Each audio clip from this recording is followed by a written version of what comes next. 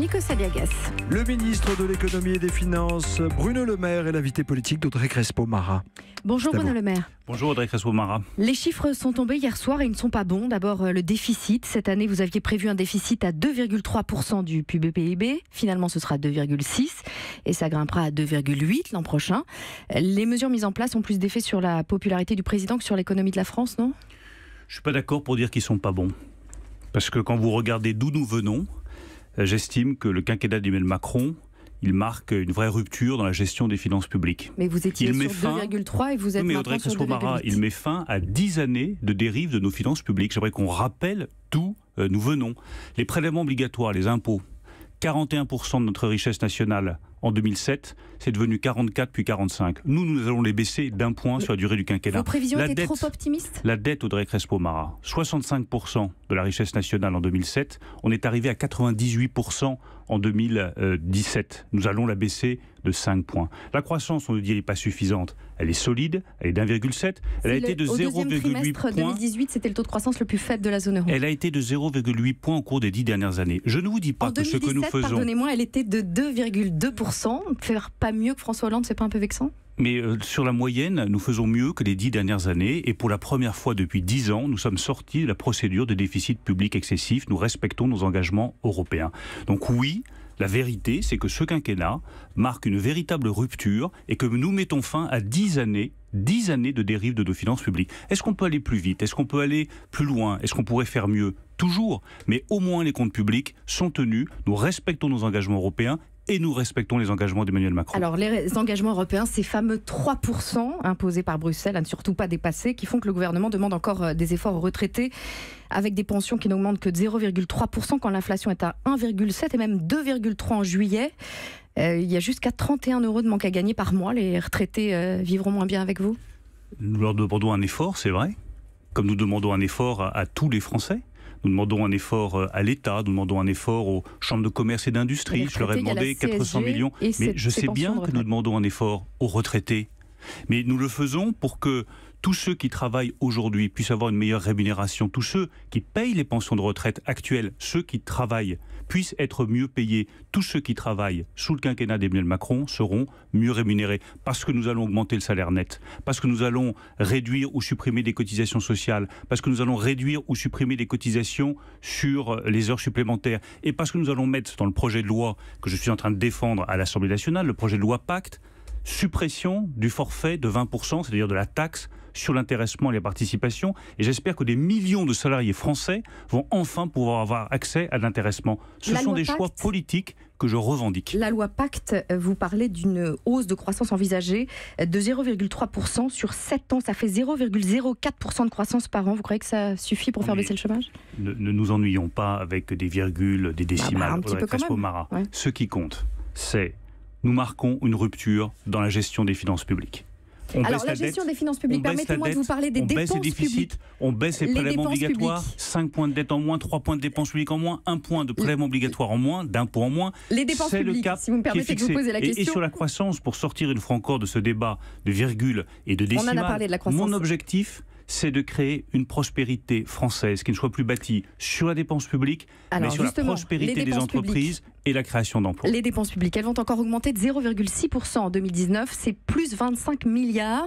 Le candidat Macron avait promis 60 milliards de baisse sur le quinquennat. On en est loin. Mais ce sera tenu. L'objectif des dépenses publiques, c'est de baisser de 3 points le niveau de dépenses publiques par rapport à la richesse nationale. Je redis que nous avons trouvé un niveau de dépenses publiques de plus de 56% de la richesse nationale en 2017. Nous le ramènerons autour de 52% en 2022 à la fin du quinquennat Emmanuel Macron. Mais vous voyez, ce qui change, Audrey Crespo-Mara, c'est que vous avez un ministre de l'économie et des finances, un ministre des comptes publics, un premier ministre et un président de la République qui ont fixé un cap.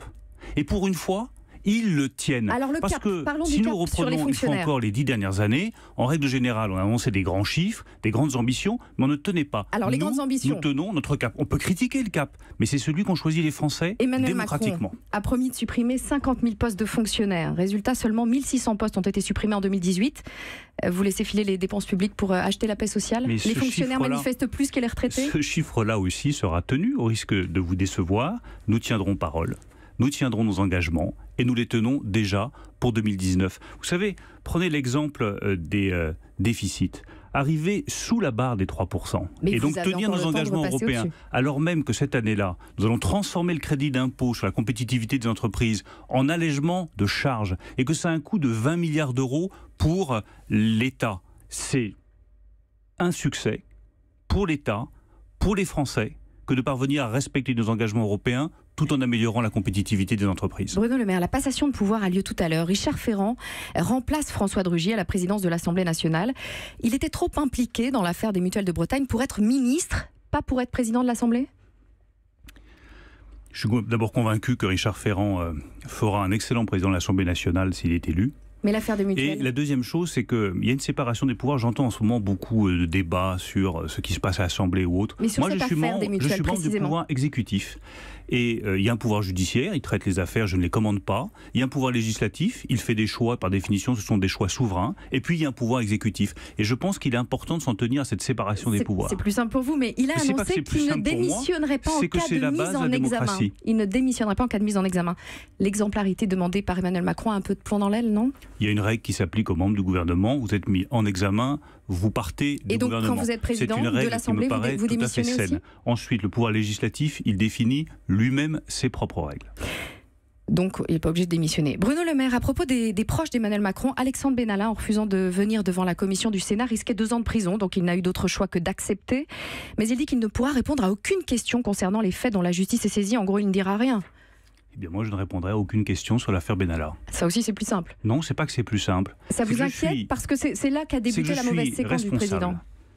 De la croissance de la France, du succès de nos entreprises et surtout, au bout du compte, du travail et des emplois que vont trouver les Français.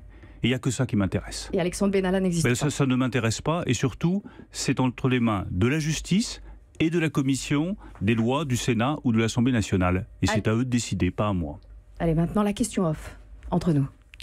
Hier, un ancien président, Valéry Giscard d'Estaing, s'est étonné de la politique économique française.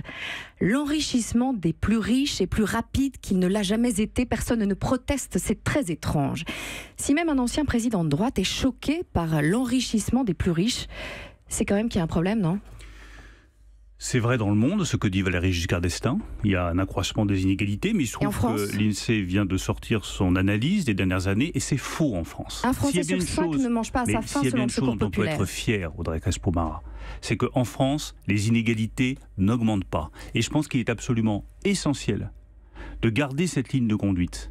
Lorsque nous aidons les plus fragiles, lorsque nous augmentons la prime d'activité, lorsque nous augmentons le minimum vieillesse, c'est une façon de dire nous refusons l'augmentation des inégalités. Quand je propose au Parlement, sur la base des propositions des députés, qu'il y ait un ratio d'équité dans les entreprises, pour qu'on s'assure justement qu'il n'y ait pas trop d'inégalités entre le chef d'entreprise, les patrons et les salariés, c'est aussi une façon de dire que je suis attaché fondamentalement à l'égalité et à la justice. Merci Bruno Le Maire. Merci Audrey Crespo-Mara.